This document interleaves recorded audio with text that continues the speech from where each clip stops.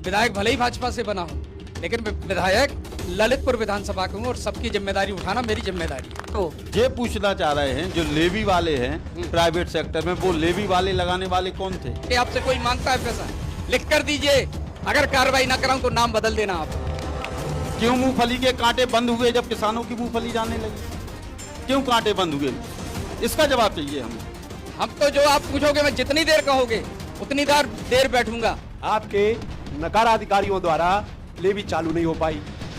किसान को ब्याह करना है, किसान को कर्ज चुकाना है, अगली फसल की व्यवस्था करना है, उसने मजबूरी में मंडी में बेच दी। जिनके भी फोटो वायरल हुए ऐसे लोगों पे कानूनी रूप से मुकदमा लिखा के हमने कार्रवाई कराने का काम किया। कुछ सस्पेंड कराए, कुछ की नौकरी भी ले ली। ये पूरा प्री प्लान सिस्टम रहा कि मंडी के लोग मिले हुए हैं सत्ताधारी दल से। जब ये शिकायत हम तक पहुंची 3 लेखपालों को जेल भिजवाने का काम किया हमने। 200 रुपए की रिश्वत। एक जनप्रतिनिधि ललितपुर का कोई खड़ा नहीं हुआ। किस मानक के आधार पर लोगों के मकान तोड़े जा रहे, किस मानक के आधार पर लोगों की दुकान तोड़ी जा रही। और आज इस चौपाल में कह रहे जिनको अभी भी पैसा उड़दा का नहीं मिला हो, ऐसे लोग अपर जिलाधिकारी के पास अपनी खतौनी और दरखास्त लगा के दे दें, उनको अभी भी हम पैसा दिलाएंगे। केंद्र में 20 साल सरकार हो गई और राज्य में 8 साल हो गई। केंद्र में 20 साल हो गई। नहीं क्या? धन्यवाद। कम से कम आगे के लिए तैयारी। मैं सीधे सबको कह रहा हूँ, किसी भी पार्टी का हो, वो चाहे भाजपा का हो, चाहे सपा का हो, चाहे कांग्रेस का हो, चाहे बसपा का, या इसके अलावा अगर वो अपने आप को दबंग समझता है, गुंडागर्दी करता है, तो कानून उसके साथ कार्रवाई करेगा। किसी गरीब के साथ अन्याय बर्दाश्त नहीं होने देंगे। आज ये किसान का फोन आया, मूंगफली ले ली, जो किसानों की मूंगफली थी उनके कागज नहीं है विधायक जी। अपने को जो दबंग मानते हैं, गुंडा बदमाश मानते हैं, वो अपने समाज में रहकर ठीक ढंग से अपने को व्यवस्थित कर लें, अपनी रवैये को सुधार लें, नहीं तो हमारा कानून काम करेगा।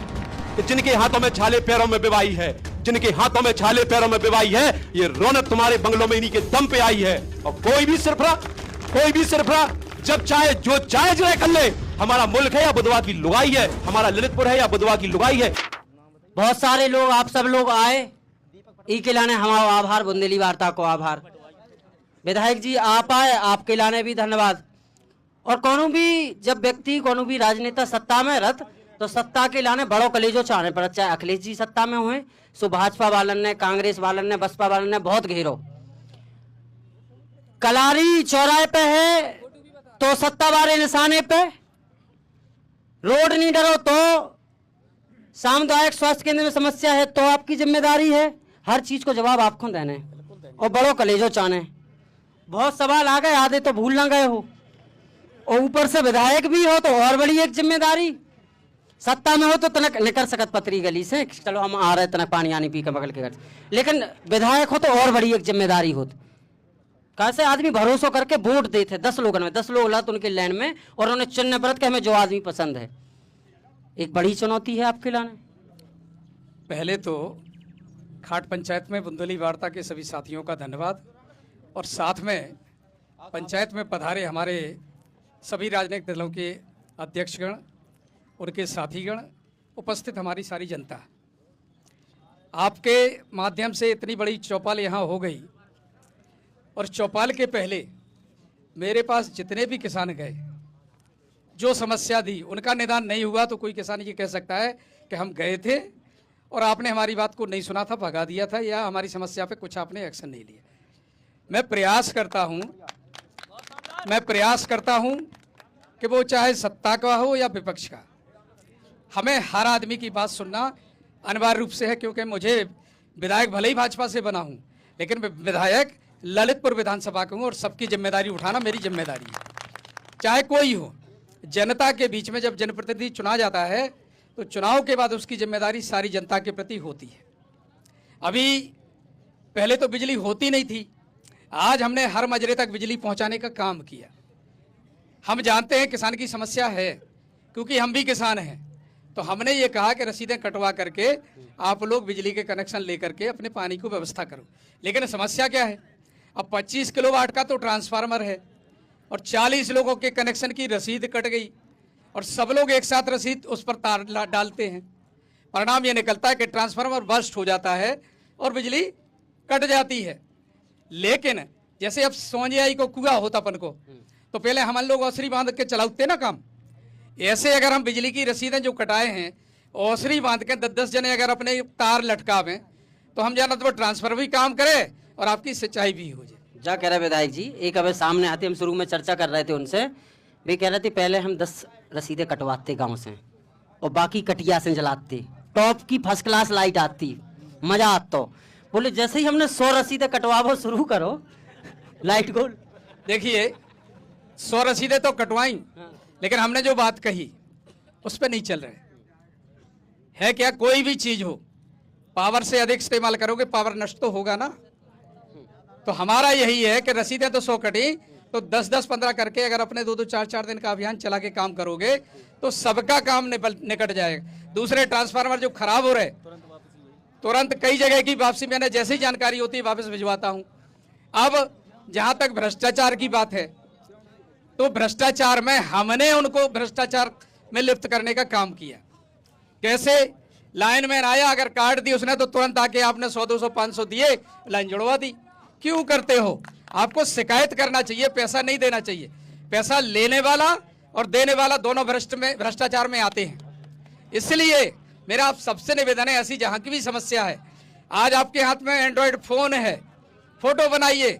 आपने देखा होगा जिनके भी फोटो वायरल हुए ऐसे लोगों पे कानूनी रूप से मुकदमा लिखा के हमने कार्रवाई कराने का काम किया, कुछ सस्पेंड कराए, कुछ की नौकरी भी ले ली।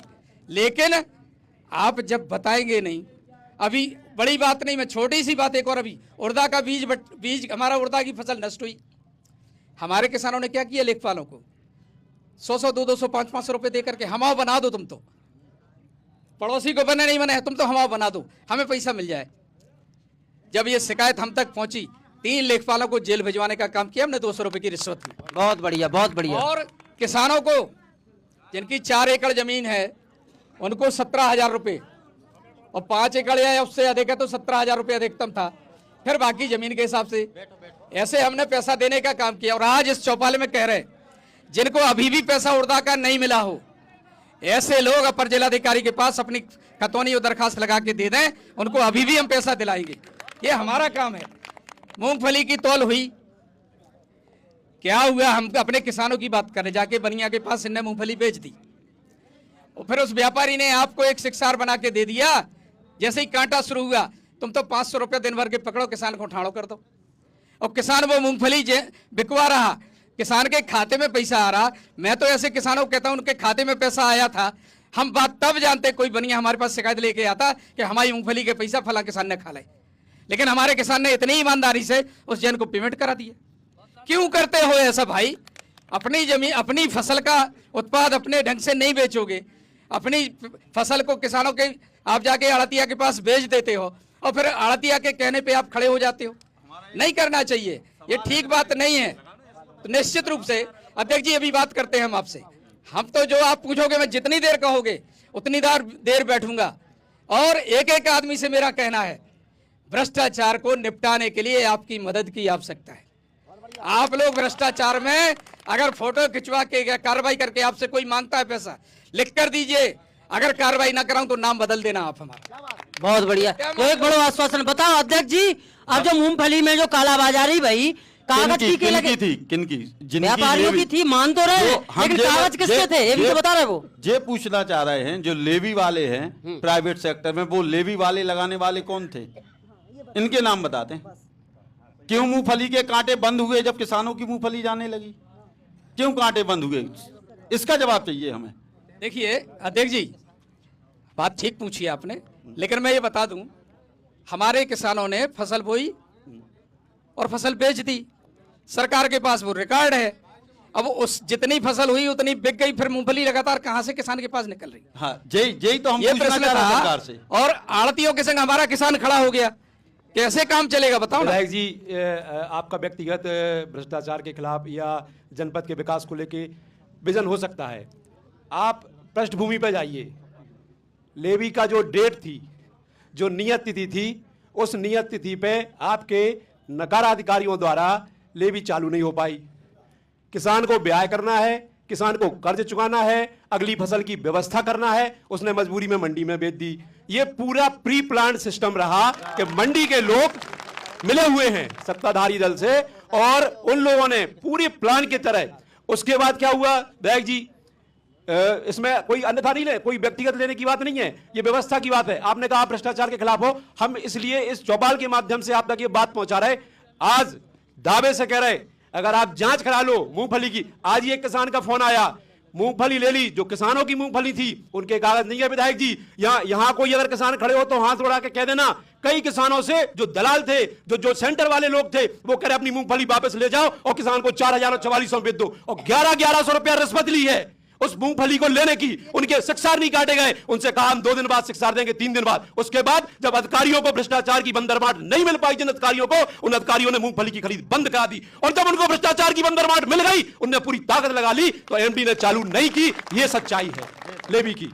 तमाम ऐसी सच्चाइयां हैं कि जो इस बात को कटघरे में खड़ती हैं। और हम आपसे कहना चाहते हैं और उन अधिकारियों से निवेदन करना चाहते हैं 2 लाइनों के माध्यम से कि ललितपुर में तो क्या क्या हो रहा है कि जिनके हाथों में छाले पैरों में बेवाई है, जिनके हाथों में छाले पैरों में बेवाई है, ये रौनक तुम्हारे बंगलों में इन्हीं के दम पे आई है। और कोई भी सिरफरा जब चाहे जो चाहे जो कर ले। हमारा मुल्क है या बुधवा की लुगाई है, हमारा ललितपुर है या बुधवा की लुगाई है, जो चाहे जोर जबरदस्ती। आप लेवी की बात कर रहे हैं, अभी ललितपुर के अतिक्रमण की बात आएगी, उसमें हम आपसे सवाल करेंगे। एक जनप्रतिनिधि ललितपुर का कोई खड़ा नहीं हुआ कि किस मानक के आधार पर लोगों के मकान तोड़े जा रहे हैं, किस मानक के आधार पर लोगों की दुकान तोड़ी जा रही। हर बार गरीबों को विस्थापित किया जाता है, चिन्हित लोगों के मकान तोड़ दिए जाते हैं, उसके बाद ज्यों का त्यों अतिक्रमण।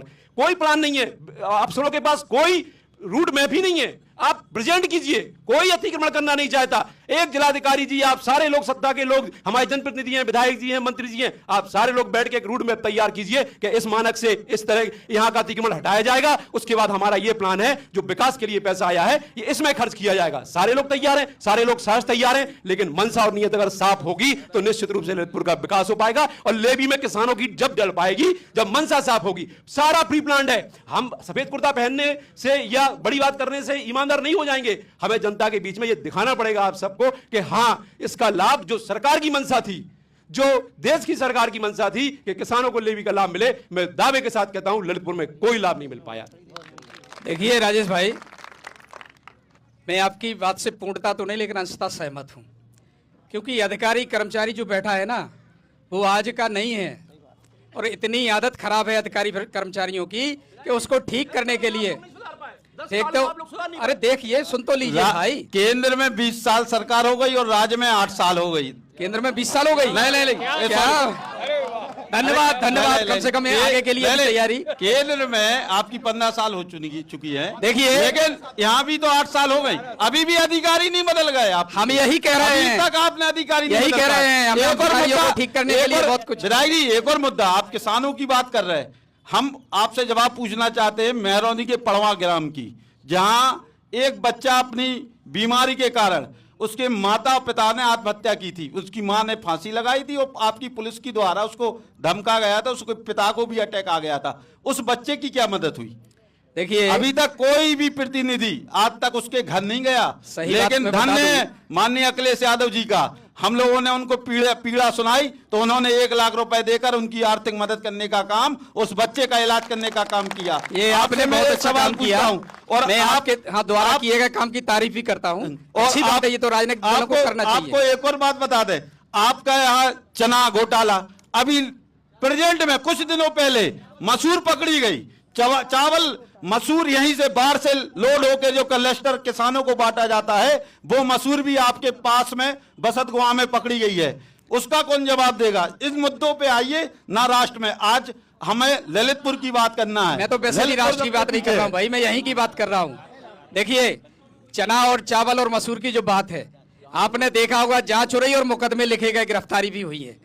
और कृषि उपनिदेशक के खिलाफ जांच की रिपोर्ट शासन को चली गई कि ये भ्रष्टाचार में लिप्त पाया गया।